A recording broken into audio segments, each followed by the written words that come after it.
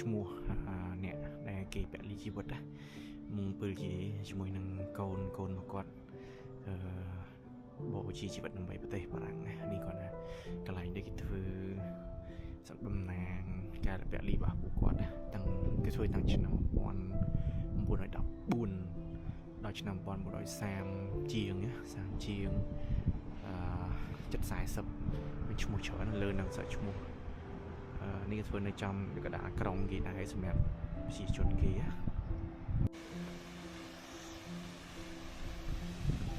មកដល់កន្លែងមួយទៀតទៅនៅនេះសម្បូរកន្លែងទឹកអញ្ចឹងពួកពីដើមឡើយគេថាទឹកសម្រាប់ហូបអញ្ចឹងណាគាត់បានតែសារតែប្រជាជនធ្វើពីមុនមានទឹកនេះហូបគ្រប់គ្រាន់អញ្ចឹងគេសម្រាប់ធ្វើអញ្ចឹងហូបកន្លែងចាប៉ុន្តែនេះប្លែកភូមិនេះនៅក្រោមថាគេចង់មានន័យថាមនុស្សគឺមានទឹកហូបគ្រប់គ្រាន់ទៅឬក៏មិនមិនច្បាស់ដែរប៉ុន្តែនេះស្អាតគេចាក់ពីមួយគេតាទឹកជុំវិញគេធ្វើដូចគោឲ្យចាំមកលយរបស់គេយើងដើរទៅមុខទៀតព្រោះប្រហែលជាឃើញមានកន្លែងគេលេងមួយទៀតដូចជាអាងទឹកអូឡ িম্প ិកគេដូចនៅ start យើងដែរចាំមើលទៅដល់ហូមមើលសិនសម្រាប់ជាមួយមកថាយើងអត់បានចូលទេអត់ឃើញគេបើកទ្វារតែឥឡូវយើងមកដល់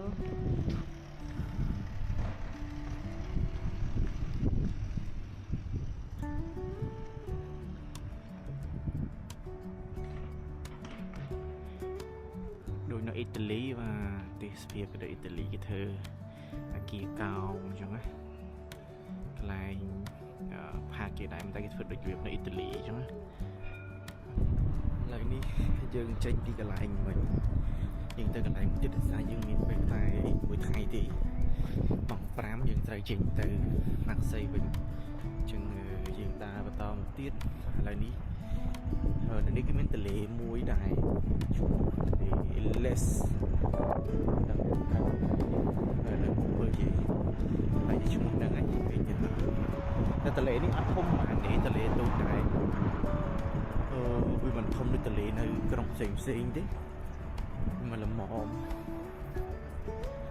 ទូចមិនធំពេកនៅដោយសារវានៅក្នុងក្រុងគេអញ្ចឹងទៅវាមិនសូវធំណាស់ធ្វើជាកន្លែងសម្រាប់ដើរលេងអង្គុយលេងហាត់ប្រាណអីចឹងណាស្ភាពគេពេលអាគារនោះមួយប្លែកធ្វើដូចចដាដូចអីទេឆ្វាត់ឆ្វៃទៅតាមមកជុំវិញទិដ្ឋភាពតាមមាត់ទន្លេរបស់គេមានយ៉ាងដែរហើយមានមនុស្សអង្គុយជុំវិញទៅវិញចឹងទៅទឹកនេះថ្លាដល់បាត់តែដល់ឃើញមានត្រីនេះថ្លា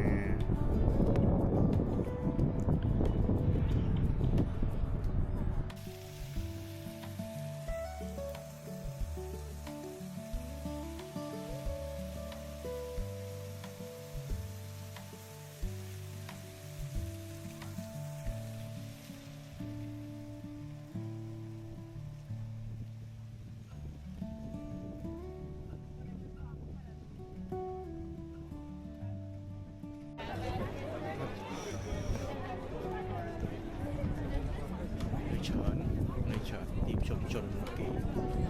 មកហ្គាឡេរី Lafayette របស់គេ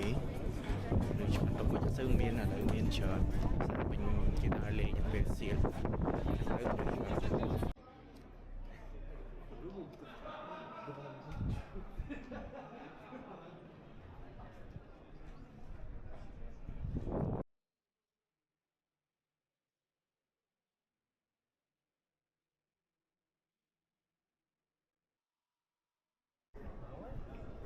យើងចេញពីវិហារយើងក៏ដើរទៅទៀតដើម្បីទៅកន្លែងមួយគេហៅ Atrium នៅម៉ុងពេលយេពីស្តៀងនៅប្រាំងប៉ារីសដែរគាត់ថាវាទូចជាងតែយើងទៅមើលទាំងអស់គ្នា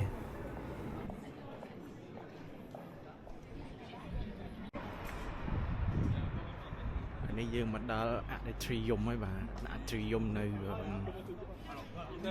ម៉ុងពេលយេខុសពីនៅប៉ារីស នេះយើងទូជាងឡើងគេពេញខ្ញុំថតរូបដែរ